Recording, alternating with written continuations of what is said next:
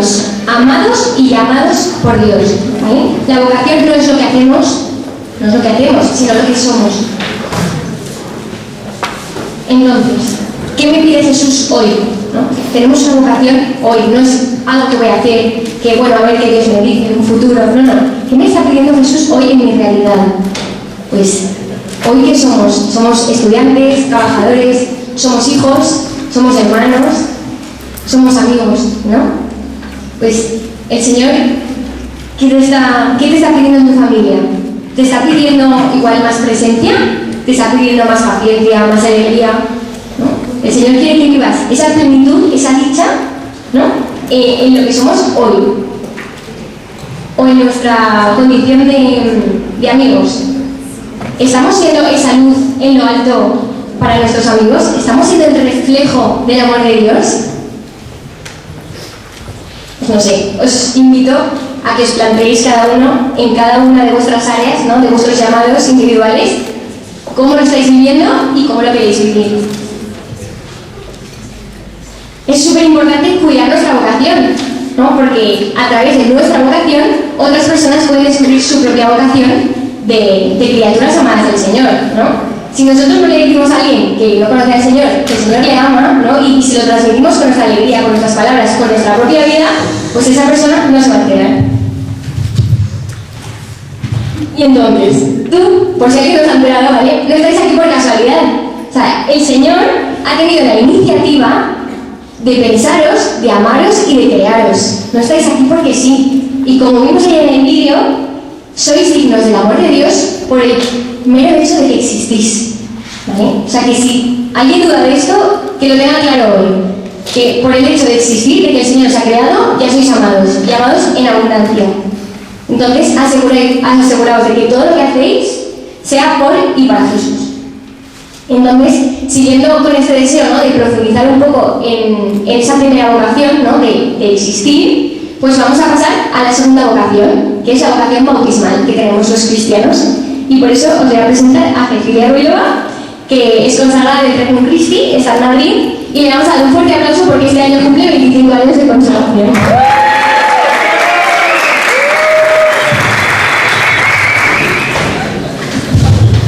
Bueno, buenos días a todos. Vamos, como nos ha explicado María. ¿Me escucháis bien atrás? Sí. Vale, pues como nos ha dicho Marina, damos ahora un segundo paso en este recorrido, en este itinerario que estamos haciendo en esta jornada, en el que vamos a decir alguna cosa ahora sobre la vocación bautismal. ¿Qué significa para nosotros haber recibido el bautismo, ¿no? ¿Y qué implicaciones tiene para nuestra vida? Y lo hacemos esto desde este pasaje en el que Jesús dice: vosotros sois la luz del mundo. No se puede ocultar una ciudad situada en la cima de un monte. Brille así vuestra luz delante de los hombres. Vosotros sois la luz del mundo. Hemos escuchado esto, vamos, hasta la saciedad, yo creo, ¿no? Sal, ser luz, ¿no? Sobre todo cuando se habla de bautismo, cuando se habla de nuestra vocación en medio de la realidad en la que vivimos, ¿no? Llamados a ser sal, llamados a ser luz. Y para entender un poco esta frase de Jesús en el Evangelio de Mateo, es importante pues considerar que la Escritura nos habla de la luz desde el inicio, desde la primera página de la Escritura, ¿no? No se trata, cuando se nos plantea esta cuestión sobre la luz, de una metáfora bonita, no ser como luz. Es que dice: vosotros sois la luz, ¿no? La luz es, podemos decir, una de las claves más profundas de la revelación de Dios.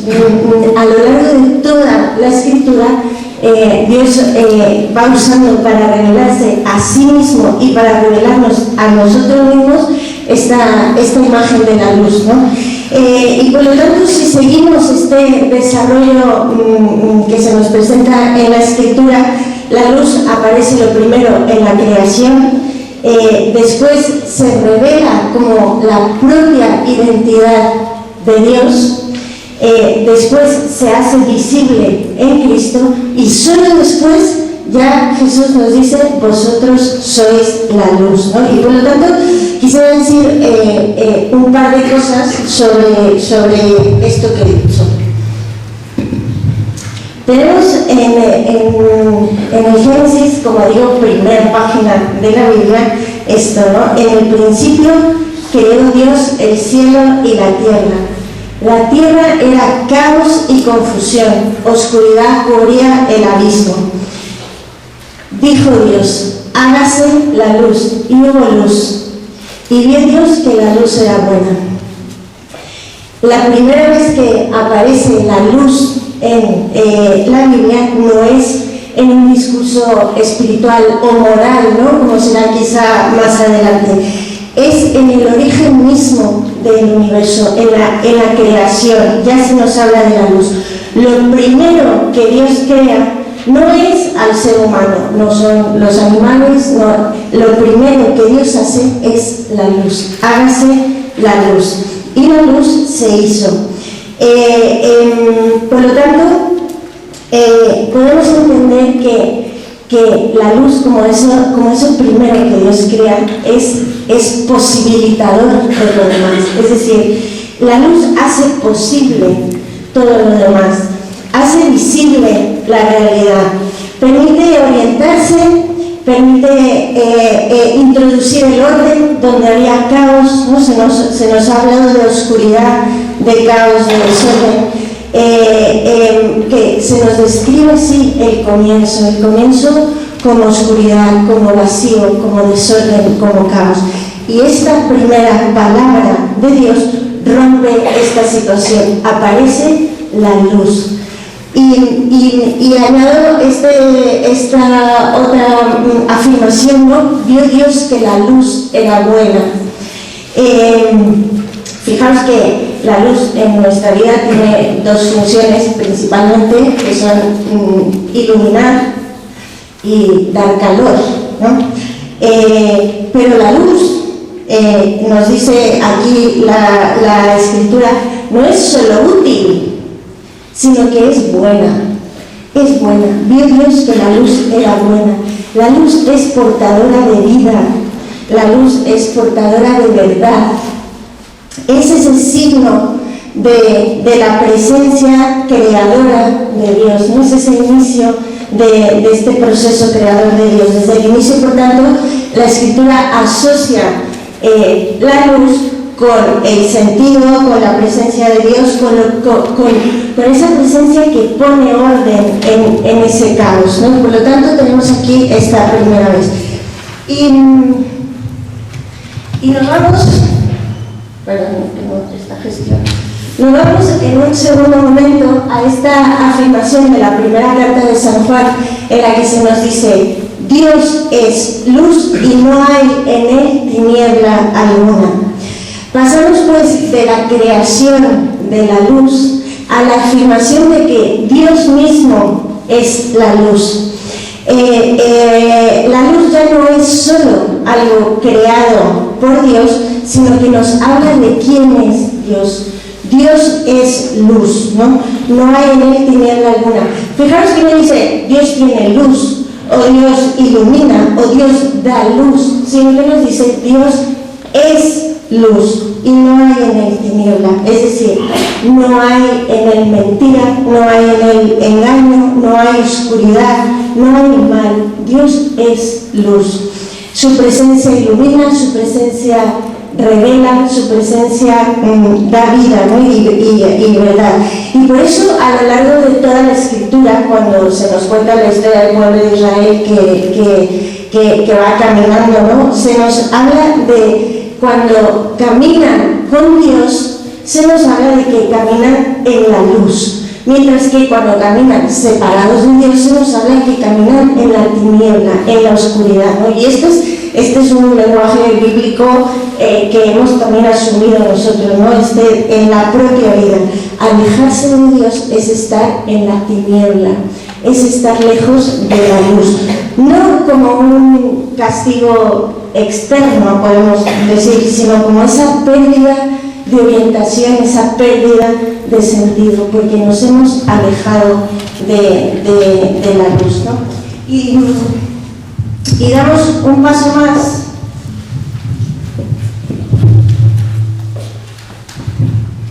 Después de que se nos ha dicho, antes en realidad cronológicamente, pero se nos ha dicho que Dios es luz y no hay en él tiniebla, finalmente la luz adquiere también un rostro. Jesús mismo dice: yo soy la luz del mundo. Y este es el punto decisivo, ¿no?, en la historia. Jesús mismo dice de sí que es la luz del mundo. El que me sigue no caminará en tinieblas, sino que tendrá la luz de la vida. Sucede, por tanto, algo nuevo. La luz ya no es solo creación, la luz ya no es solo un atributo de Dios, sino que la luz tiene un rostro, y ese rostro es el de Cristo. Cristo nos dice: yo soy la luz. Jesús, por tanto, se nos hace esa presencia visible de Dios, ¿no? Esto que decíamos antes, Dios es luz, se nos hace visible en la persona de Cristo en medio del mundo, y nos ilumina. Jesús nos da esa luz con su palabra, con sus gestos, con sus obras, con sus milagros, ¿no? Ilumina con su misericordia, ilumina con su modo de mirar a los demás, ilumina incluso en la cruz. Jesús es la luz del mundo, y por eso quien se acerca a Jesús empieza a ver la vida de otra manera, ¿no? Empieza a comprender quién es Dios, Dios que es luz. Empieza a comprender quién es el hombre, el que le sigue y que no camina en tinieblas. Empieza a comprender qué sentido tiene el sufrimiento, qué significa vivir, qué significa amar, ¿no? Porque la luz ya no es solo una idea, sino que es una persona viva. Y con esto pasamos a esto que nos dice San Pablo en la segunda carta a los Corintios. Dice: pues el mismo Dios que dijo: del seno de las tinieblas brilla la luz, es decir, el mismo Dios de la creación que sacó luz de la oscuridad, la ha hecho brillar en nuestros corazones, para iluminarnos con el conocimiento de la gloria de Dios que brille en el rostro de Cristo. Es decir, el mismo Dios que ha creado la luz, el mismo Dios que es luz, ha hecho brillar esa luz en nuestros corazones. Y aquí podemos decir, entonces, no termina esa historia con Jesús que ha dicho: yo soy la luz, ¿no? Y se nos da este paso que es el que nos toca directamente. Esa luz no solo se contempla, sino que se recibe. Nosotros recibimos esa luz que es el propio Jesús, ¿no? Es el mismo Dios del Génesis, es el mismo Dios de hágase la luz, el que ahora enciende esa luz dentro del corazón humano, el que separa la oscuridad y la tiniebla de la luz y enciende esa luz en nuestro corazón. No es, por tanto, solamente una cuestión externa de la creación. Cristo es la luz visible de la historia y se hace luz encendido en cada uno de nuestros corazones. Y entonces, cuando todo ya está preparado en este recorrido, llega esta afirmación, ¿no? Que es la que nos guía en esta jornada.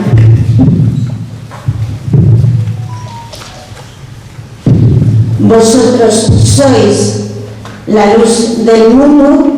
No puede ocultarse una ciudad situada en la cima de un monte. Brille así vuestra luz.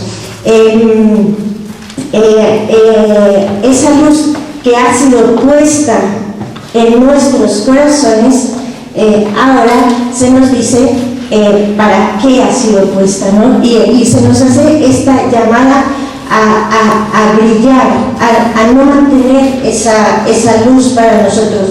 Esta frase solo se entiende a partir de lo que hemos dicho antes, ¿no? Jesús no está inventando con esta frase una metáfora motivacional, ¿no? Para decir cómo aquí saco adelante a mis discípulos. No, está declarando algo que es profundamente bíblico: la luz de la creación, la luz que es Dios, la luz que brilla en Cristo, ahora vive en sus discípulos.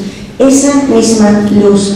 Por eso pueden iluminar, por eso los discípulos están llamados a iluminar, por eso su vida tiene una misión, por eso su presencia en el mundo no es indiferente, porque esta historia de la luz ha llegado hasta ellos, ha llegado al corazón de cada creyente. Y fijaros que en primer lugar, esta frase dice: vosotros sois la luz del mundo. No afirma tenéis que intentar ser luz, no afirma cuando seáis buenos vais a brillar, no dice deberíais esforzaros siempre por iluminar, o si cumplís todo el éxodo esta cuaresma vais a brillar. No, dice vosotros sois la luz del mundo. Aquí hay una afirmación de presente: sois la luz del mundo. Habla de una realidad que ya ha sido dada. No es un ideal futuro, no es una meta que está reservada solamente a algunos que son capaces, ¿no? Pues los que más valen, que más brillen. No. Vosotros sois la luz del mundo. Es una verdad que ya ha comenzado y que toca y abarca a todos los que le siguen, a todos los que siguen a Jesús, en el que Él ha dicho: brille así mi luz en vuestros corazones. Vosotros sois una cuestión de identidad. Y fijaros que este vosotros, además, es un plural, no dice tú eres la luz del mundo, ¿no? Jesús dice: yo soy la luz del mundo, y lo siguiente que dice es: vosotros sois la luz del mundo.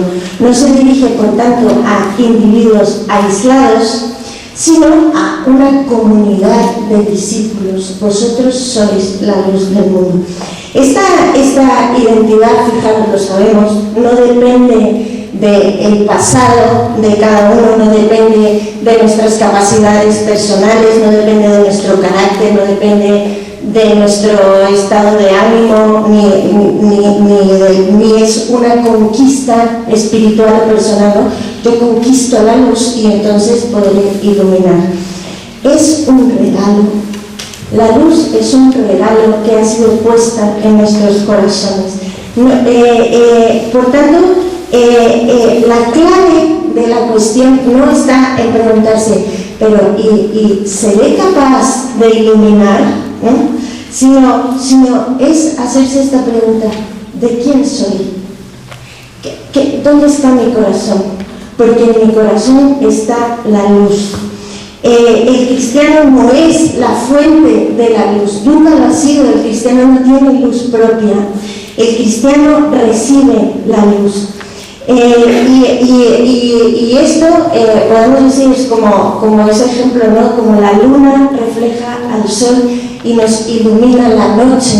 Así estamos llamados los cristianos, a reflejar ese sol que es Cristo, que no somos nosotros, nadie podemos generar esa luz con nuestras obras, con nuestros comportamientos, con nuestros propósitos. No somos nosotros los que generamos la luz, ¿no? Sino que esa luna, cuando está orientada al sol, ilumina en la noche. Y de esta forma, la vida cristiana, podemos decir, no consiste en producir luz propia, porque nadie somos capaces de esto, sino de ese dejar pasar la luz de Cristo, reflejar la luz de Cristo. Por tanto, es vosotros sois, que nos habla de identidad. Y luego nos dice vosotros sois la luz del mundo. Y esto nos habla de misión, nos habla primero de identidad, ¿no? Sois, y ahora nos dice la luz del mundo. Fijaros que no dice sois la luz del templo, sois la luz de la iglesia, sois la luz de vuestro equipo en el Reino de Cristo, sois la luz en vuestro apostolado. Dice sois la luz del mundo. Y esto nos abre ese horizonte hacia todos los espacios de nuestra vida. ¿Dónde estoy llamado a iluminar, a ser luz? Luz para el mundo.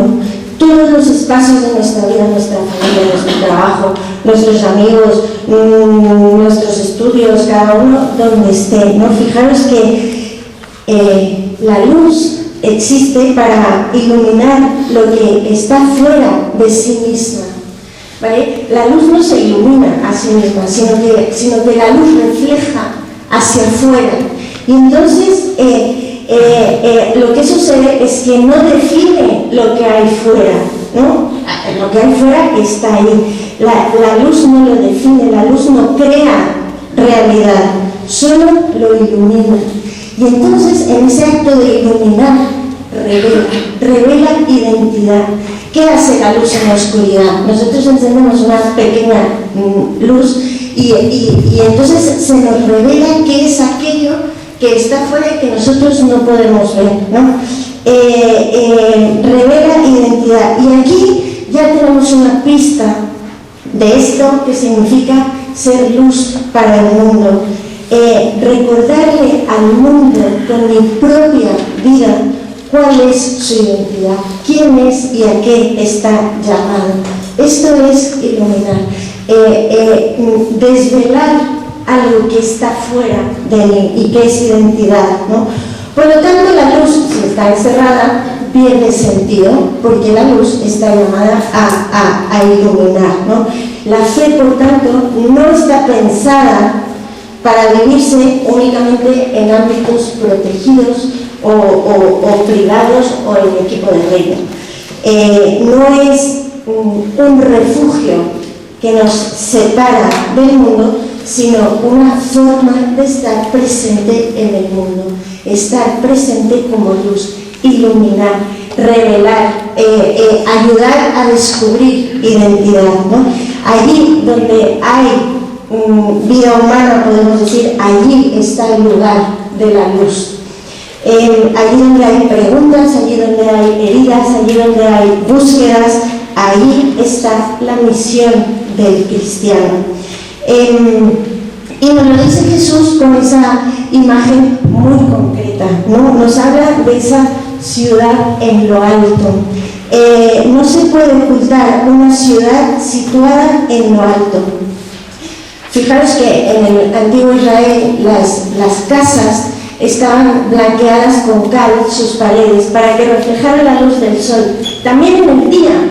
Por lo tanto, no se trata de solo iluminar la tiniebla y la oscuridad, sino de reflejar esa luz que sirva también como guía, para que los que van andando, también en el día, no solo en la tiniebla y en la perdición, también en el día, tengan allí un horizonte y puedan ver reflejar esa ciudad y decir, venga, sí, vamos por buen camino, ¿no? Hace esa función de guía esta ciudad iluminada en el día, y por la noche esas lámparas encendidas, esta es una imagen más común para nosotros, ¿no? Esas lámparas encendidas hacen que resplandezca esta ciudad para que pueda verse desde lejos, ¿no? Una ciudad en lo alto no se puede esconder, una ciudad iluminada en lo alto no se puede esconder, se ve inevitablemente, está puesta para verse, se puso en la montaña para verse, no se puede esconder. Y con esta imagen Jesús nos está diciendo que la fe no puede hacerse invisible, nunca. Que la vida cristiana no se esconde, que la identidad se manifiesta en la vida concreta, que estás puesto para ser luz, para ser ciudad en lo alto, ¿no? Que ojo, no se trata esto estar puesto en lo alto. No se trata de exhibirse ni de buscar protagonismos, sino de comprender que la fe tiene una dimensión visible. La fe tiene que verse.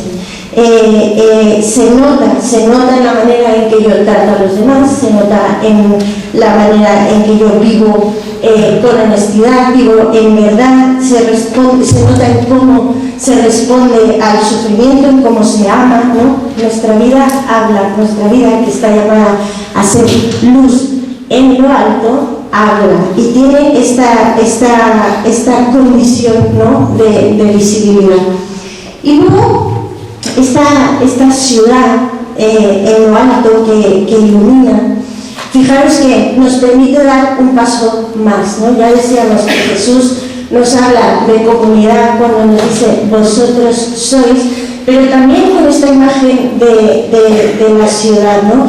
Jesús no habla solo de la lámpara individual, sino de una ciudad entera iluminada. ¿Por qué? Porque si yo tuviera, habéis visto esas lucecitas, esas lamparitas, ¿no? que eran con las que se iluminaban las lámparas de aceite, que encendían una pequeña llama, ¿no? como si me enciendes una vela. Vale, pues una vela en mi casa no es una ciudad que ilumina en lo alto al que viene de fuera, al que viene de lejos.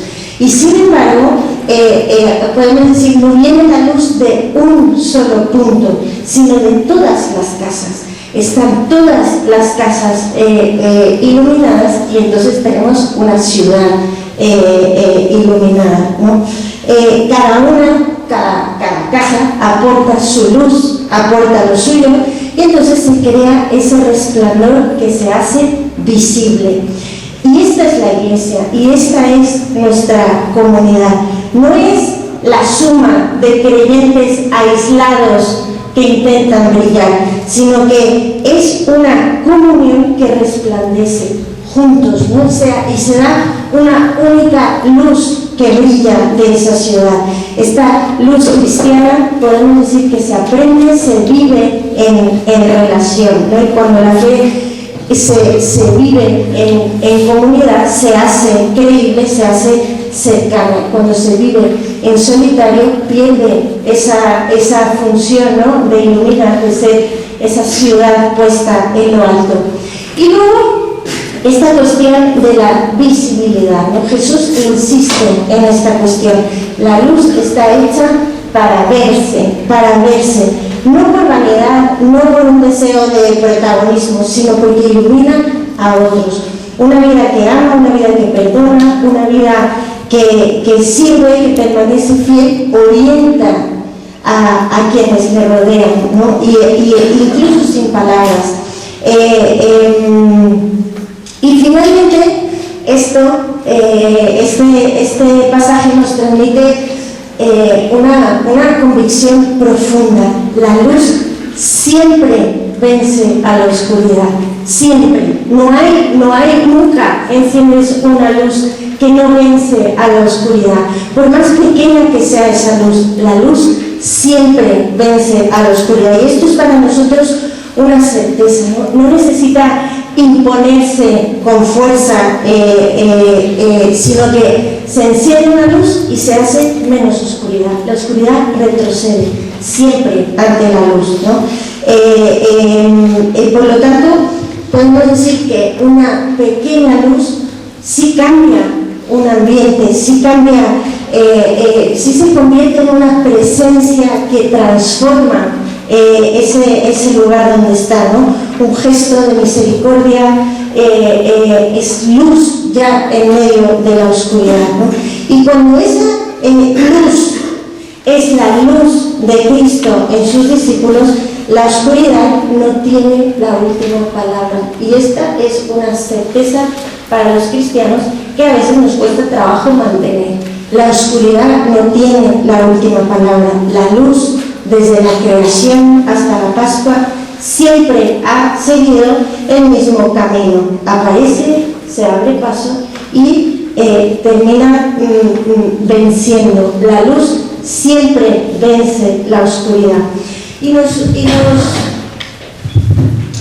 surge de esto una pregunta al respecto de todo esto, ¿no? ¿Qué tiene que ver con nosotros esto? ¿De dónde nace en nosotros esta identidad? ¿De dónde nace esta luz? ¿En qué momento la luz de Cristo pasa realmente a iluminar nuestra vida y a llamarnos a ser luz, ¿no? ¿Cómo se hace verdad en nosotros algo tan grande como ser luz para el mundo? Porque, vuelvo a decir, no se trata de una idea bonita, no se trata de una idea moral, no se trata de recomendaciones. Jesús no nos está motivando desde fuera como quien pues nos quiere proponer un estilo de vida, ¿no? Sino que está nombrando realmente algo que es, nos habla de identidad, algo que ya ha sucedido.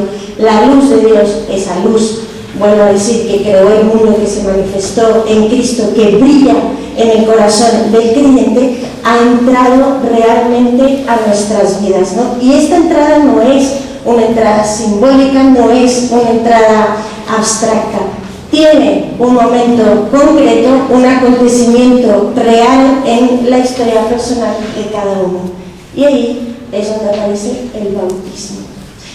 El bautismo no es, cuando nosotros fuimos bautizados, no es solamente ese rito de iniciación, ¿no? Ni una tradición familiar, un gesto cultural, ya lo sabemos. Es el momento en que la luz de Cristo se enciende en cada uno de nosotros. Es el paso en cada uno de nosotros de las tinieblas a la luz, de la distancia a la filiación, de la vida simplemente biológica a la vida habitada por Dios. Y la Iglesia ha expresado siempre el bautismo con el símbolo de la luz, ¿no? Está el cirio pascual que se enciende siempre en la vigilia pascual y se enciende siempre cuando se celebra un bautismo, ¿no? Es la luz encendida, es la nueva vida que comienza. Y por eso cuando Jesús dice, sois la luz del mundo, no nos está pidiendo algo imposible, ni nos está diciendo, a ver quién te pasa esa luz, ni nos está diciendo, esta es la misión de unos pocos. Está hablando a los bautizados, está reconociendo en ellos una identidad que ya han recibido en su bautismo, que son hijos en el Hijo, que han recibido la luz, hijos de la luz, habitados por el Espíritu de Dios, participantes de la vida de Dios, ¿no? Y la pregunta entonces no es ¿cómo puedo llegar a ser luz? ¿Cómo puedo iluminar mejor? Sino ¿qué significa para mí vivir lo que ya soy por el bautismo? ¿Cómo puedo hacer para quitar aquello que está escondiendo mi luz? Pero la luz está en mí, la he recibido en el bautismo. Y entonces se abre este tema de la vocación bautismal, esta vocación bautismal como identidad, como misión y como forma concreta de estar en el mundo. Me enreda muchísimo, ahora tendría que empezar a hablar, pero bueno, rápidamente digo esto, ¿no? ¿Qué significa esta identidad bautismal? Lo primero, sois todos giosers, sabéis que esta condición de ser hechos hijos en el Hijo, que somos introducidos a la vida divina, que somos introducidos a esa condición de hijos amados, ¿no? Llamados a ser hijos de Dios, hijos de la luz. Y esto tiene unas implicaciones profundas. Significa que nuestra vocación bautismal es verdaderamente una vocación, una identidad que tiene una raíz sacramental. Así que si ahora os pregunto cuál es la diferencia de estar en el mundo como bautizado que no bautizado, no sé qué respuestas aquí recogeríamos, ¿no? Pero desde esta cuestión que estamos hablando, desde esta cuestión de la identidad, de la vocación, ¿no? El bautismo conlleva una vocación para el cristiano verdadera sacramental, ¿no? Estamos acostumbrados a pensar en la vocación como la vocación de los sacerdotes, la vocación de los consagrados, ¿no? La vocación del matrimonio incluso, ¿no? Pero el bautismo conlleva en sí una vocación, con una transformación sacramental, ¿no? Voy a avanzar un poco en esto porque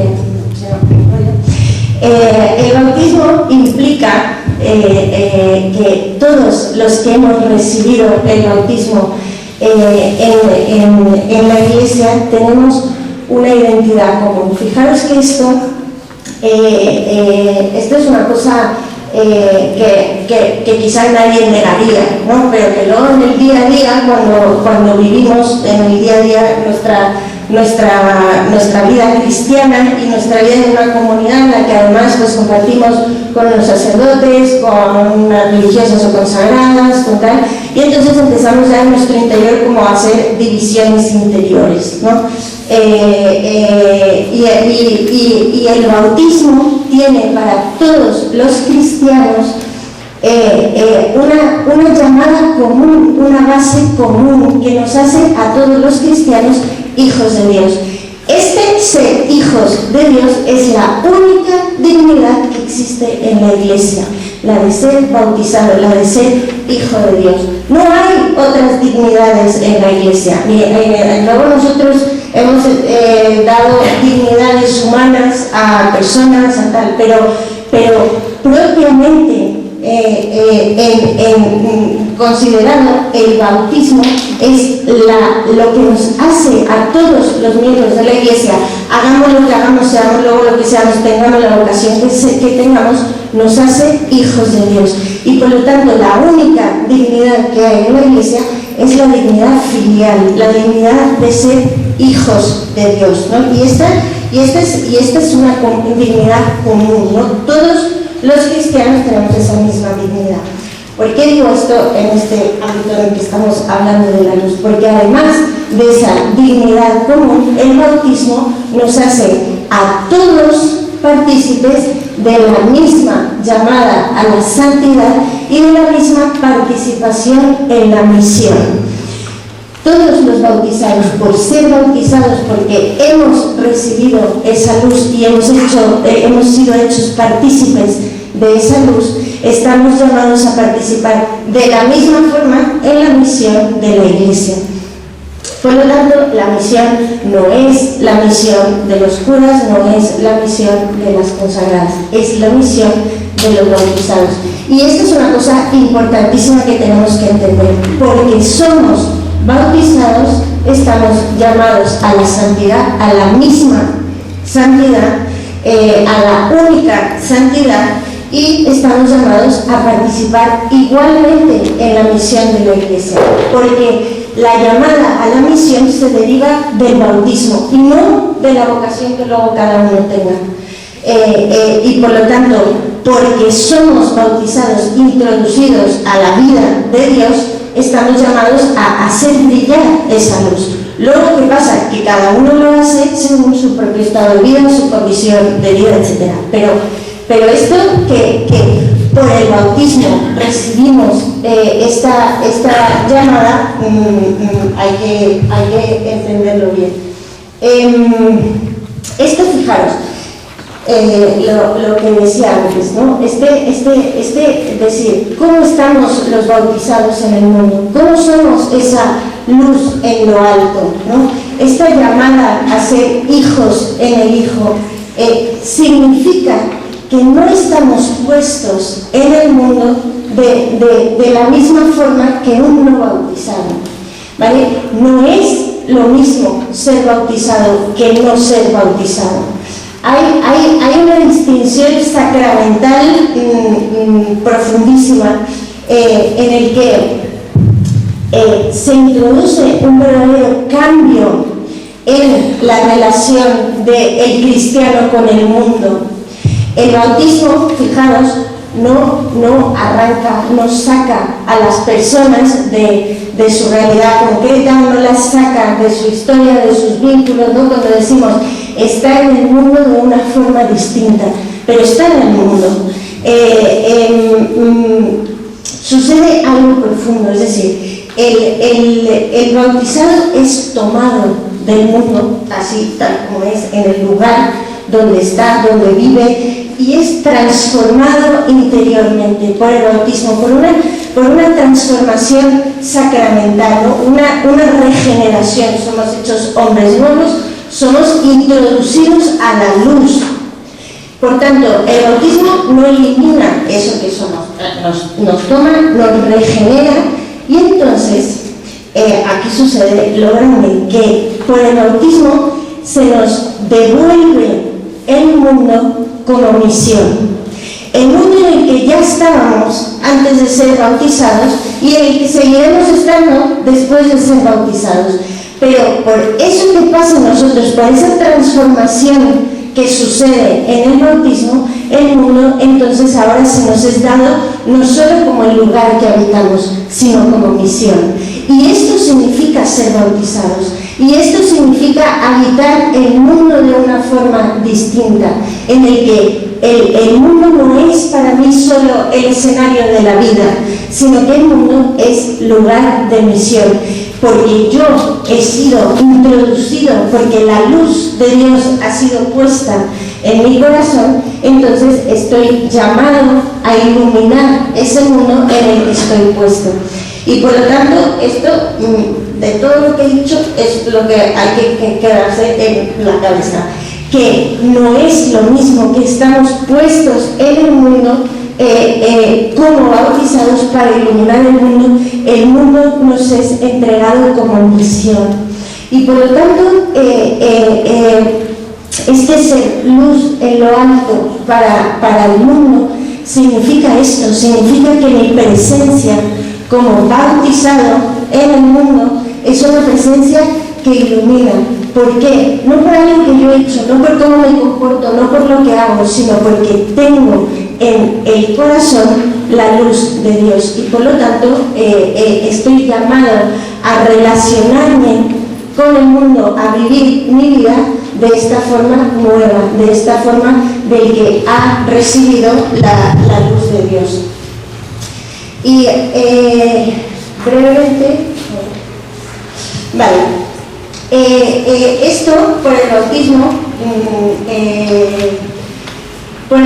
nosotros somos introducidos en la misma vida de Cristo. Fijaros que somos llamados a participar de la vida de Cristo y a hacer la vida como la ha hecho Cristo. Y entonces hay unas categorías, ¿no?, que se llaman el triple oficio de Cristo. Y nosotros a Cristo lo definimos como sacerdote, profeta y rey, en continuidad con el Antiguo Testamento, en el que quienes en el mundo religioso tenían esa función, ¿no?, mediadora entre Dios y los hombres, eran los sacerdotes, los profetas, los reyes. Y a Cristo nosotros le conocemos desde este triple oficio. Cuando nosotros recibimos el bautismo, somos hechos partícipes de este triple oficio de Cristo. Y entonces somos llamados también nosotros a ser sacerdotes, profetas y reyes. Y esto sí que es algo que probablemente sea más novedoso, ¿no?, en nuestra comprensión. Fijaros que cada uno de nosotros, por el bautismo, es introducido al sacerdocio de Cristo, y por lo tanto tenemos esa dimensión sacerdotal porque somos cristianos.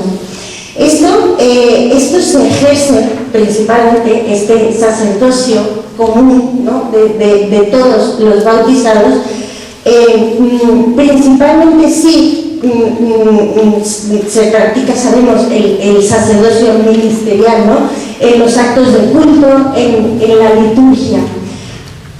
Para los bautizados, el ejercicio de este sacerdocio se realiza en la liturgia de la propia vida, en el culto espiritual que damos a Dios con nuestra propia vida. ¿Qué significa esto?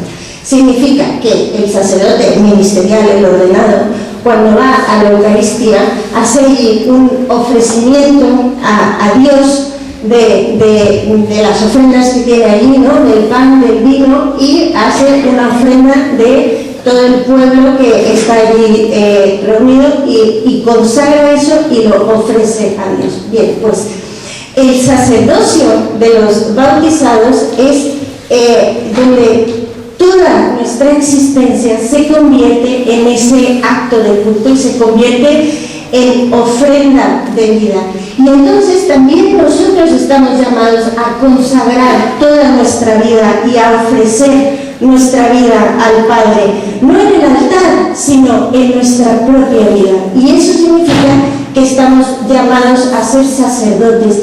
Toda nuestra vida se convierte en esa mediación, en un puente entre Dios y los hombres. Esa es la figura del sacerdote, ¿no? El sacerdote es el mediador entre Dios y los hombres. El hecho de que cada uno de nosotros tengamos esa luz, que cada uno de nosotros participemos del sacerdocio de Cristo, significa que todos estamos llamados en el ofrecimiento de nuestra propia vida, de lo que se llama el culto espiritual, hacer esa mediación entre Dios y el hombre.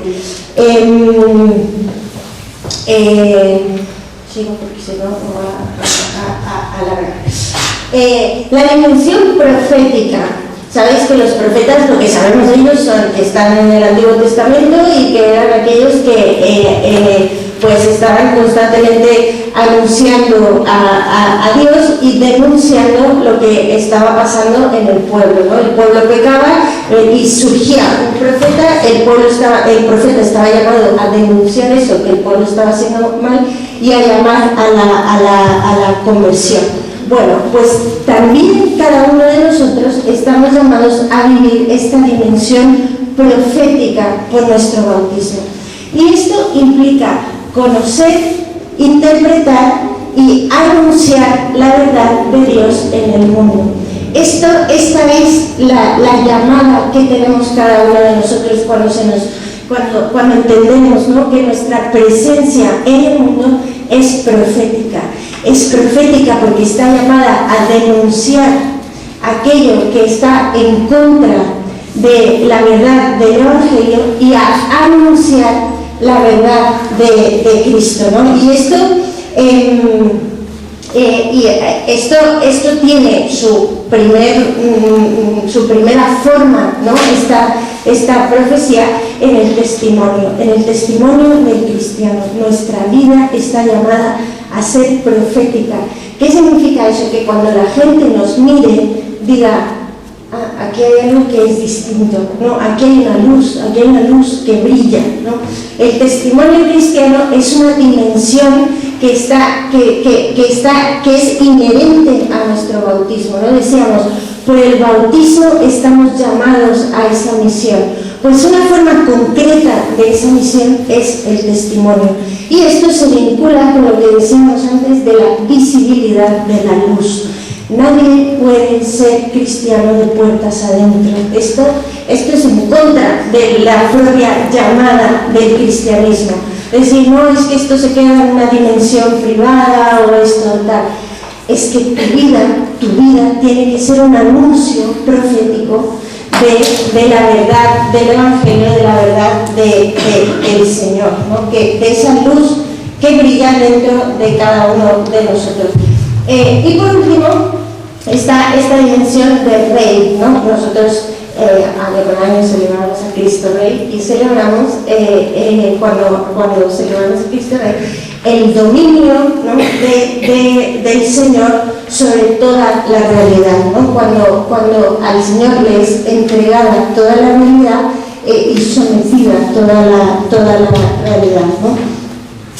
Nosotros estamos llamados también a participar de esa realeza de Cristo.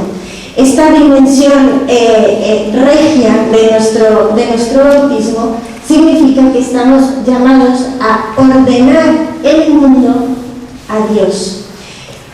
Significa que este sometimiento del mundo a Dios, a Cristo, lo realizamos nosotros en nuestro día a día, ¿no? Estamos llamados a que ese caos, esa tiniebla inicial tenga luz, ¿no? Y esto es las cosas de nuestro día a día, es decir, nosotros participamos de este oficio real del Señor cuando hacemos un mundo mejor, cuando realizamos bien nuestro trabajo, cuando ordenamos, cuando hacemos que las cosas sean más justas, que el trabajo sea más honesto, que nuestras amistades sean más verdaderas, que haya más sinceridad. Estamos ordenando las realidades a Dios mediante nuestro servicio, mediante nuestra responsabilidad, mediante la transformación también de las estructuras, ¿no? Por lo tanto, esa transformación del mundo desde dentro.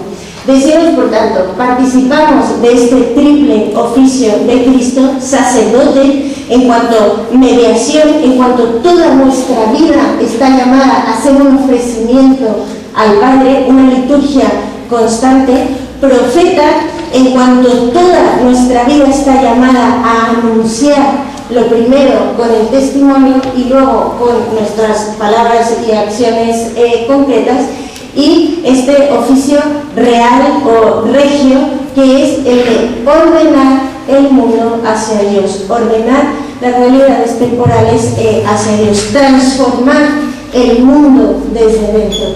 Todo esto contrario a la comprensión de una lámpara que se esconde. Estamos llamados a hacer esa luz en lo alto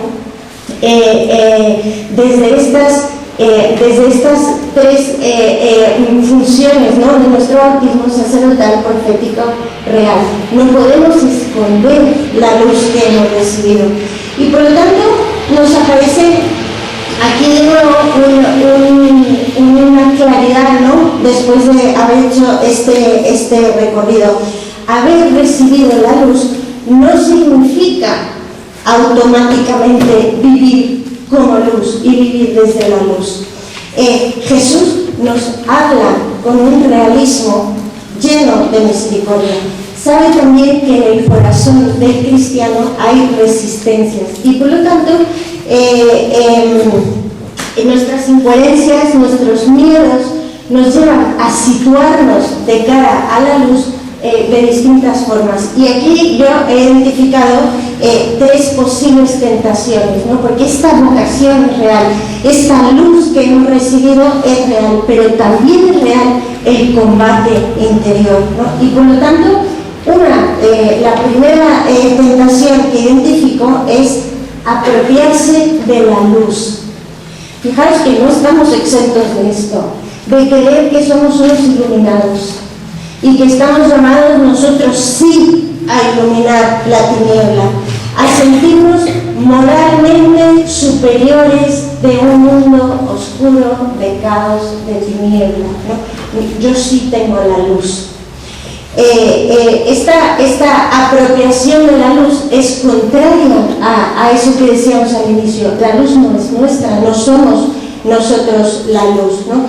Jesús habla con un realismo lleno de misericordia, ¿no? La luz no nace de nosotros, no nos pertenece. La luz es Cristo en nosotros.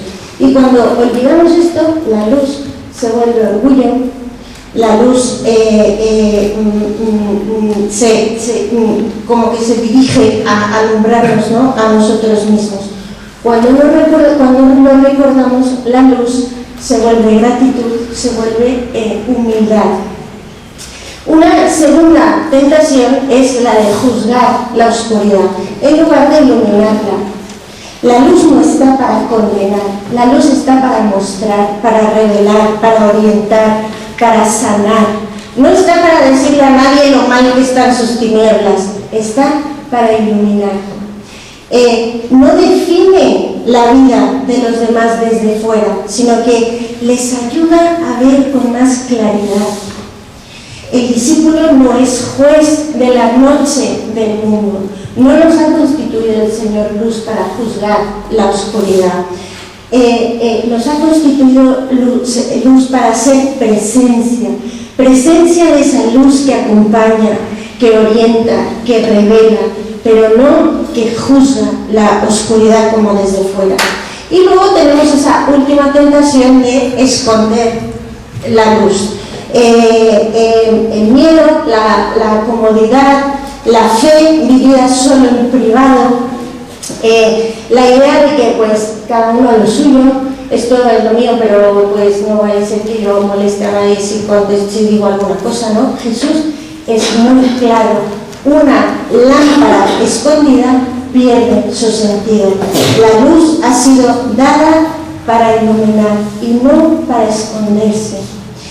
Y aparece quizás de forma más sutil, ¿no? También la pasividad espiritual, apostólica, ¿no? Pensar que basta con creer, con que nosotros seamos buenos cristianos, con que la fe es solo una convicción interior, ¿no? Pero la luz es activa, la luz se expresa en la vida, se expresa en las decisiones, en nuestra forma de amar, en la manera de estar en el mundo, ¿no? Y esto ya para terminar,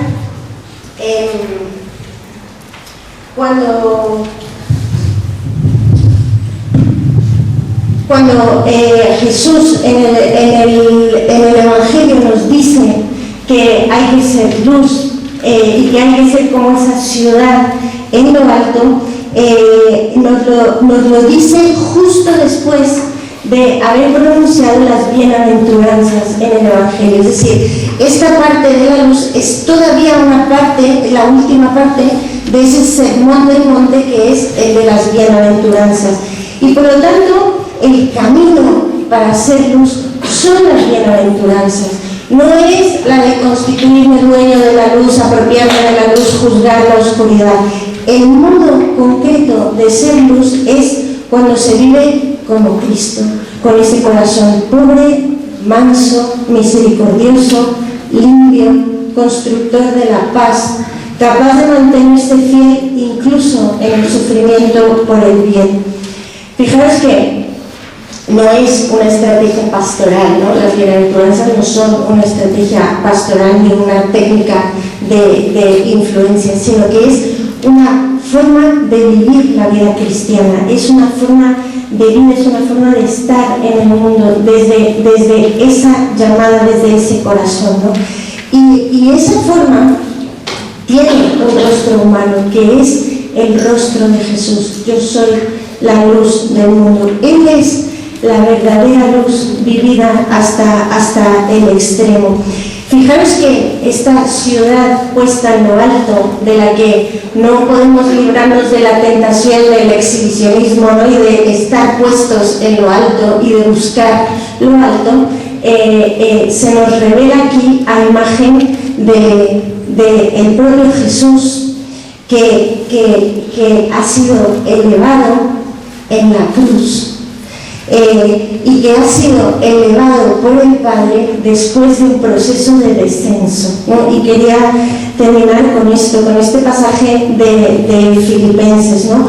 Cuando nos habla de Jesús y nos dice: siendo de condición divina, no reivindicó su derecho a ser tratado igual a Dios, sino que se despojó de sí mismo, tomando condición de esclavo, asumiendo semejanza humana y apareciendo en su porte como hombre. Se rebajó a sí mismo, haciéndose obediente hasta la muerte y una muerte de cruz. Y entonces nos dice: por eso Dios lo exaltó, por eso Dios le otorgó un nombre que está sobre todo nombre, por eso puede ser puesto en lo alto, porque ha descendido.